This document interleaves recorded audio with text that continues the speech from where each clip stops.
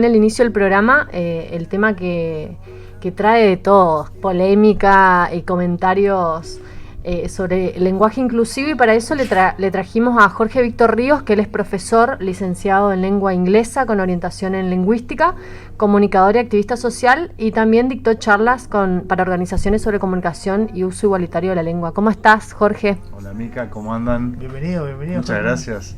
Licenciando en realidad en progreso. Sí, estoy ahí haciendo el trabajo de tesis. Bueno, así que, sí, entra. Pronto le vamos a sacar la N. Perfecto, ahí vamos. Bueno, bienvenido, Jorge, la verdad un placer tenerte. Muchas gracias. No sé si Jorge Víctor Ríos es como, no sé si estás acostumbrado a que te digan Jorge Víctor Ríos. Sí, me gusta así completo. Igual George. Claro, amigo George. Exacto. Bueno, bienvenido. Bueno, hoy teníamos pensado hablar un poco de, lenguaje inclusivo, esto que es, viste que el lenguaje se va cambiando constantemente. Y me parece un cambio súper particular, súper pensado, y por motivos bien claros. No sé si queríamos preguntarte un poco, primero, ¿qué opinás al respecto? Me imagino ya un poco tu opinión, pero bueno, como para arrancar, Sí. Lenguaje inclusivo, cambio, ¿de dónde viene? ¿Qué es eso?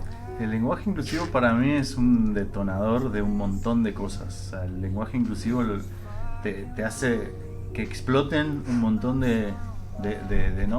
podés encontrar así como un montón de hilitos de donde empezar a estirar, y van saliendo cosas impensadas, ¿no? Uh-huh. Se dispara para un montón de lugares.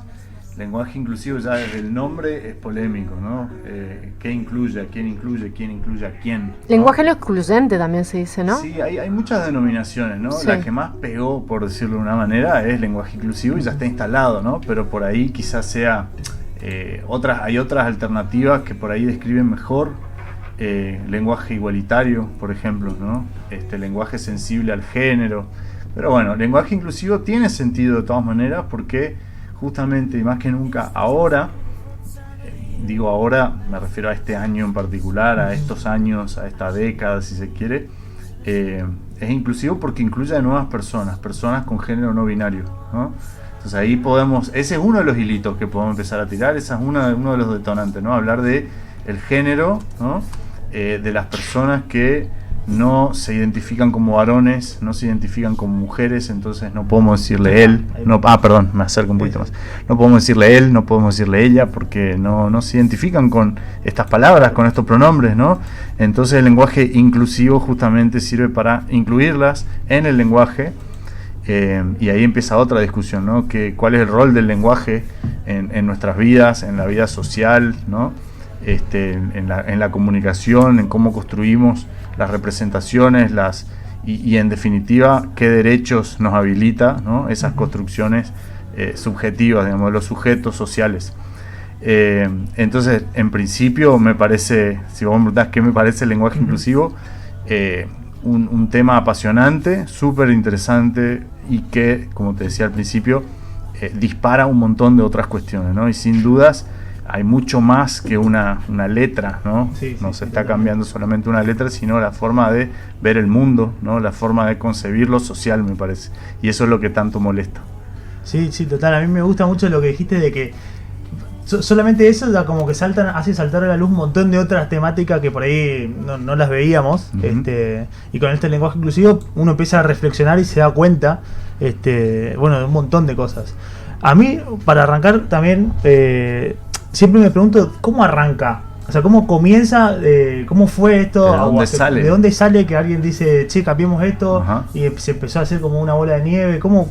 No sé si sabemos cómo es la movida. Sí, viene motorizado por el feminismo, por supuesto, y ya desde las últimas décadas del siglo XX.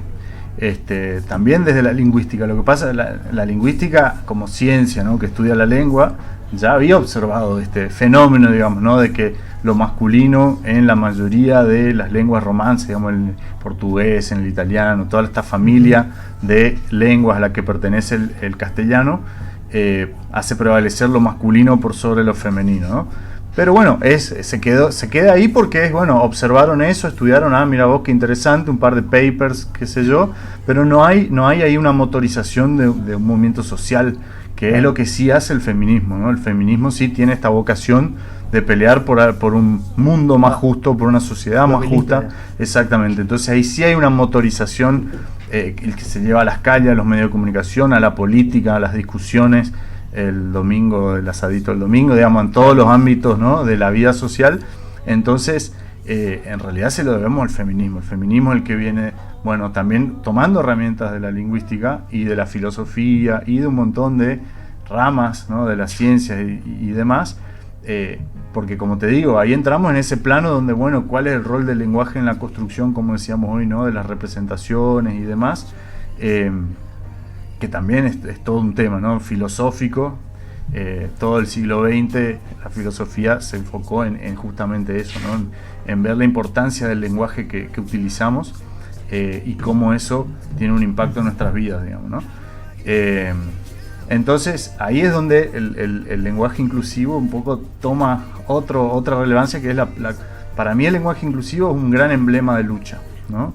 Un emblema de lucha que hoy por hoy representa muchas otras cosas, no solamente el cambiar una letra, sino que representa la reivindicación de identidades, de derechos, ¿no?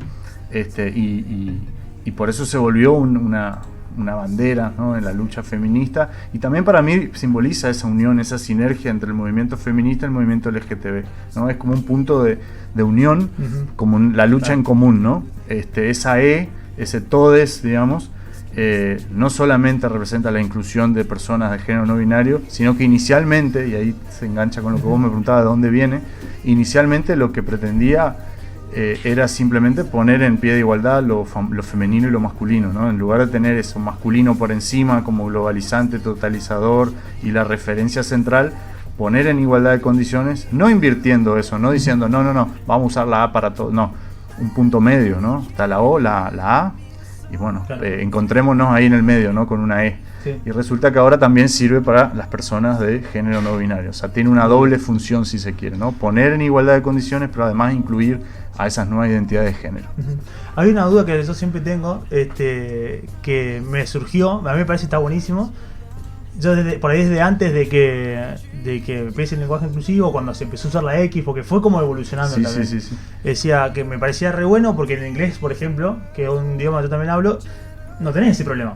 Es un problema de las lenguas en español, entre otras, pero por ahí hay lenguas que no tienen ese problema. Claro. Y decía, bueno, ¿cómo se puede resolver? Bueno, hasta un punto, hasta cierto un eso. Está hablando con un teacher, así que... Sí, bueno, es cierto eso, hasta un punto hay palabras y palabras. Y bueno, fue evolucionando y ya fue aprobado hasta por la UBA, por ciertas instituciones que lo permiten o lo aceptan, no sé cuál sería la palabra. Está en la justicia también, ¿no? Claro, ahí aparece otro tema, ¿no? Eso quería preguntarte. Como hay muchos ítems, ¿no? Podemos hablar de esto o lo otro. Acá aparecen las instituciones que legitiman las formas correctas e incorrectas, ¿no? La cuestión de la RAE, si es insoslayable, ¿no? Siempre en las discusiones. Como se materializa en la lengua, ¿no? Ahí aparecen les normativistas y te dicen la RAE no lo aceptó, ¿no? Hay gente, es increíble, pero hay gente que dice es ilegal, te dicen, ¿no? Como si se tratase de una cuestión de leyes, ¿no? Sí. El cómo, qué palabras usamos. Pero también ahí la cuestión de cómo seguimos tan colonizados, ¿no? Todavía que toda la referencia tiene que ver con Madrid, con España, con ¿no? Un montón de...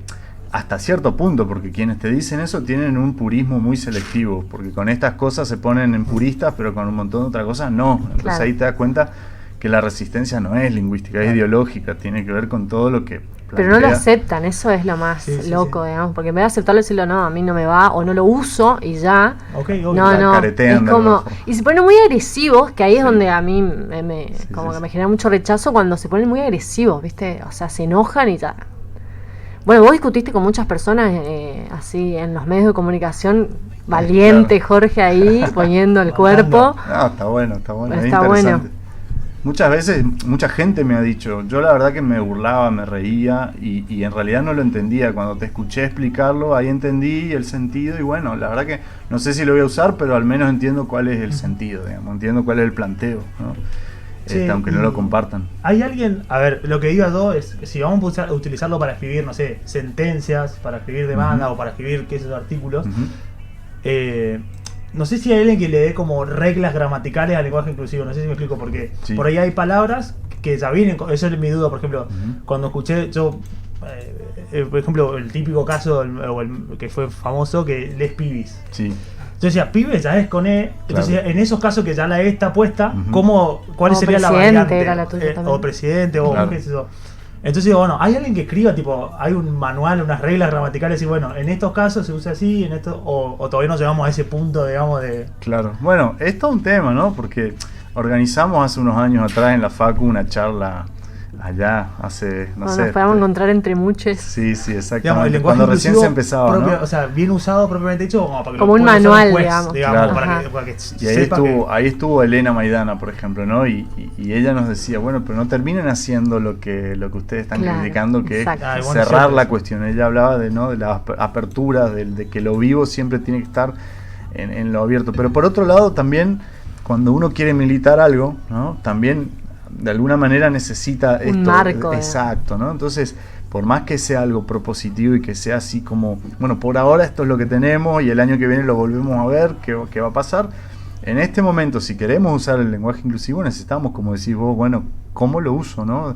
Decime cómo me copa, pero decime cómo porque si no me pierdo, ¿no? Claro. Te dicen Hay algunas. guías, digamos. Claro, hay como muchas. recomendaciones para comunicar en medios o para comunicar en la vida misma, digamos.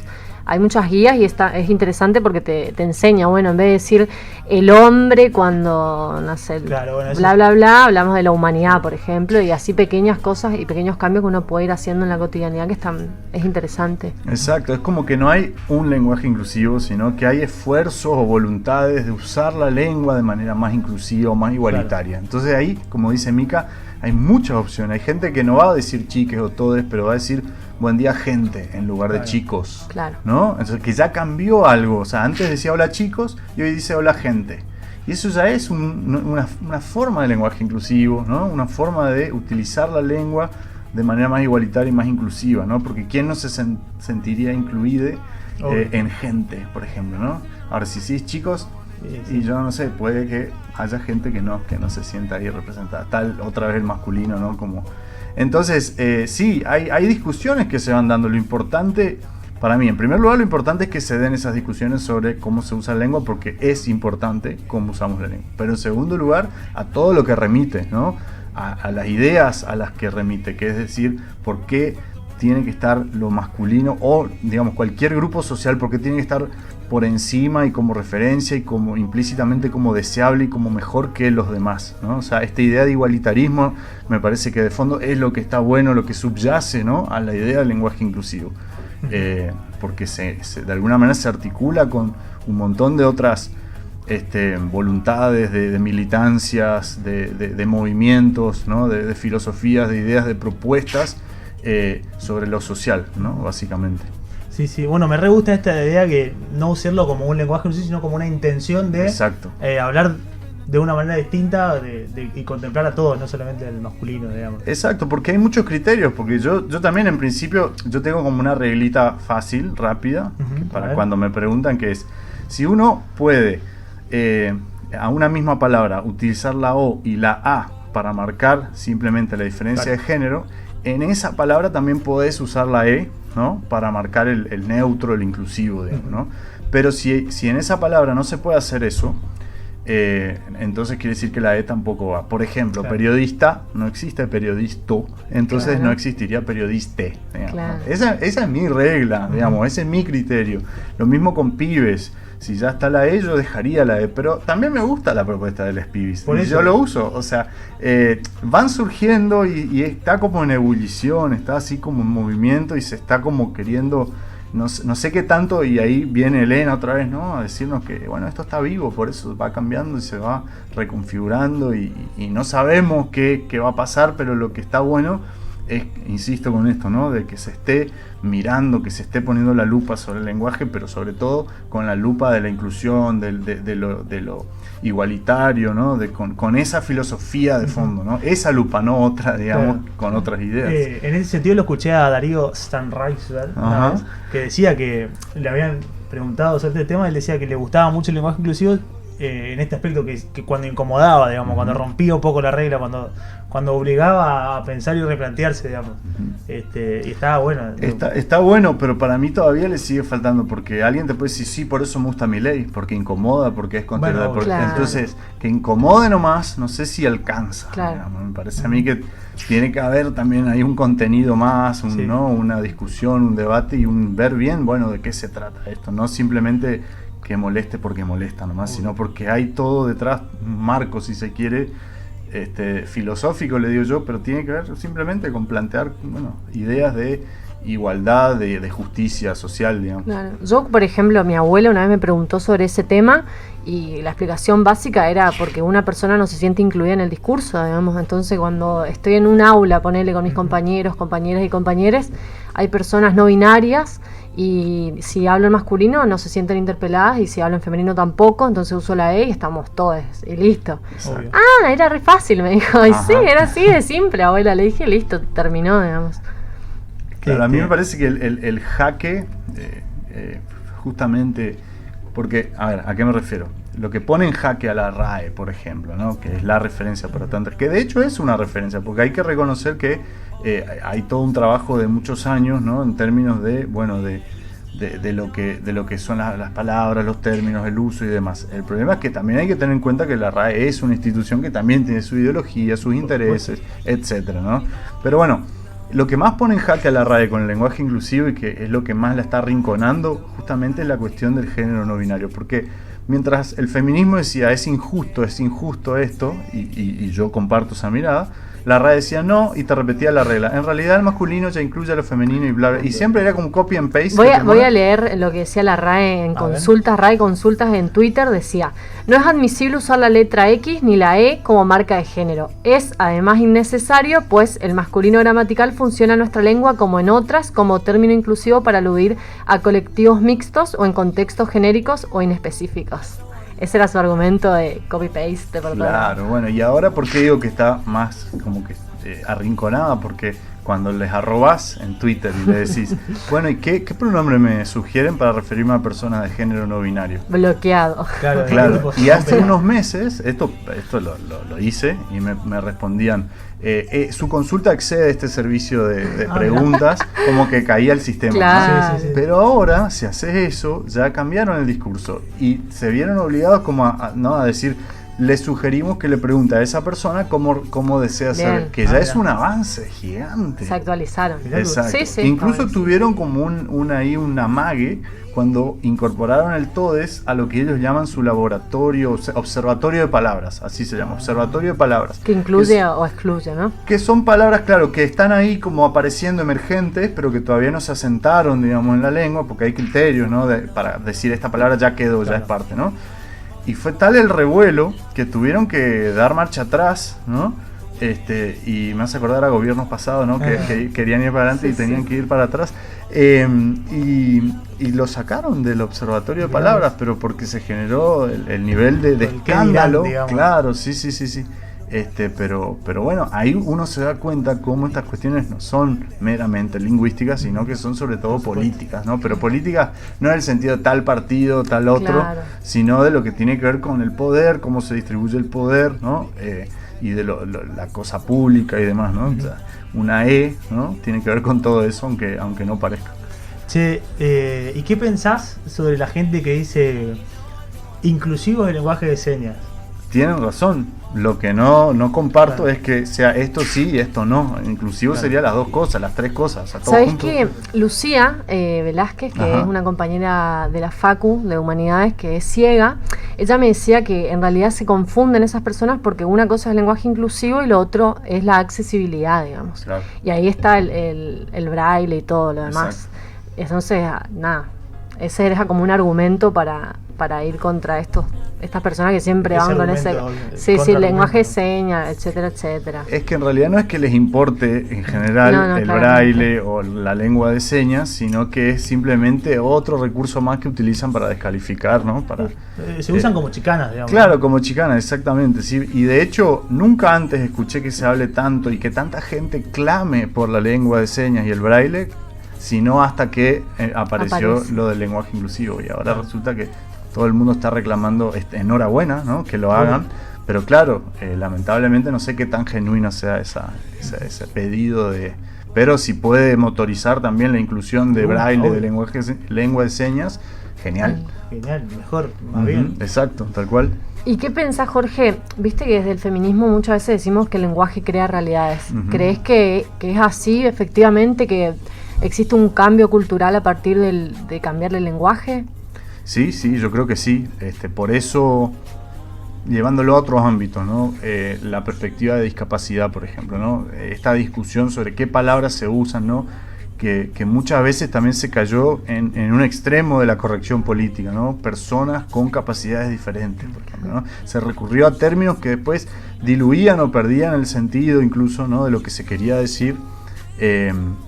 Entonces hay ahí me parece a mí una tensión entre reconocer ciertas cuestiones, utilizar y prestar atención a los términos que usamos, sí, sin dudas es importante, pero no está bueno tampoco caer simplemente en una corrección política sin sustancia, digamos, ¿no? O sea, que esto sirva de verdad para motorizar, insisto, cambios reales, ¿no? Y el lenguaje sí, el lenguaje crea realidades, crea representaciones, y siempre doy el ejemplo de la palabra femicidio. Hasta que no existió ese término, no nos podíamos referir a ese fenómeno tan triste, ¿no? tan lamentable, y por ende el Estado no podía desarrollar ninguna política pública como las que tenemos hoy sin ese término, sin el concepto, porque una palabra refiere a un concepto, y un concepto es desarrollar una idea, ¿no?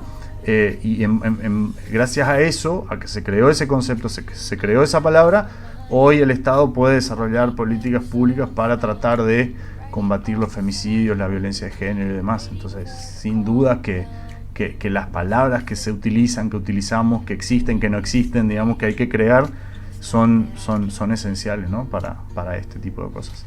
Sí, yo estoy absolutamente de acuerdo, y de hecho la semana pasada hablamos un poco de esto, sí. Y nada, yo siempre pienso hasta qué punto no te marca la cancha o la forma de pensar el lenguaje, ¿no? Y siempre pienso en inglés la palabra voz, de jefe, y la palabra jefe en español. Entonces, no sé, por ejemplo, todavía no conozco, le pregunto a alguien, ¿conociste a tu jefe? Y es como asumir que ese jefe ya va a ser un hombre, ¿entendés? Cosa que el inglés, por ejemplo, es voz, que bueno, puede ser hombre, mujer, no binario, ¿entendés? Claro.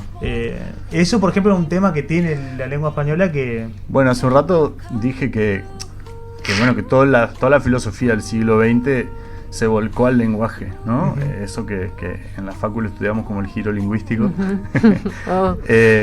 Y ahí aparece un pensador en particular que es Wittgenstein, ¿no? Ludwig von Wittgenstein, un austríaco, que justamente una de sus ideas así como más grosas fue justamente esa, de que los límites de mi lenguaje son los límites de mi mundo, ¿no? Un poco, hay una película también que muchas veces referencio como extremo, ¿no? Como idea llevada al extremo de esto, de que el lenguaje limita nuestro universo, lo que podemos percibir, lo que podemos ver, que nos rodea. Y es una película de ciencia ficción que se llama Arrival, La Llegada, que de estos aliens, ¿no? Los octópodos, sí. Que llegan, bueno, es fácil de identificarla porque el ovni en este caso está así como en vertical, ¿no? Se posan así cerca del suelo. Bueno, ¿y de qué se trata? La llaman a una lingüista, justamente, y a un físico, para tratar de entender el lenguaje que hablaban, porque claramente estaban queriendo darnos un mensaje, dejarnos un mensaje. Entonces la llaman a esta experta en lenguas, ¿no? Y bueno, ella termina descifrando de alguna manera, pero en su propia experiencia, de que la lengua que nos traían y nos querían enseñar, que era su lengua, tenía una percepción del tiempo que no era lineal como la nuestra, sino circular. Y eso hacía que podamos ver presente, pasado, futuro, como mezclado, como todo junto, sin un principio, sin un fin, como algo cíclico, circular, etcétera, ¿no? Ciencia ficción, pero llevan una teoría lingüística que es se llama la hipótesis de Sapir-Whorf, si la quieren googlear, que es esto, el relativismo lingüístico, ¿no? De que nuestra lengua determina cómo percibimos el mundo. Y eso hay que relativizarlo porque no es tan absoluto, pero sí tiene mucho que ver, y se hicieron experimentos, por ejemplo, entre hablantes de distintas lenguas, esto que decís vos, y por ejemplo, en alemán, puente es femenino, y en español, bueno, sabemos que es el puente, es masculino, ¿no? Entonces, en un experimento, por ejemplo, le pedían a personas que hablaban alemán, 5 adjetivos que relacionás con el sustantivo Brücke, que es puente en alemán. Y generalmente citaban, digamos, le venían a la mente adjetivos que también a su vez están relacionados a lo masculino en la cultura. Fuerte, elegante, pim pum pam, digamos, ¿no? Poderoso, bla. Y en español, en ese mismo experimento, femenino, claro, que tenía que ver con lo... Era masculino, en alemán, ahí invertí los géneros. Entonces ponían delicado, lindo, atractivo, claro, ¿no? En alemán. Sí, sí. Y en español, que es masculino, eso que dije recién, ¿no? Que lo invertí sin querer.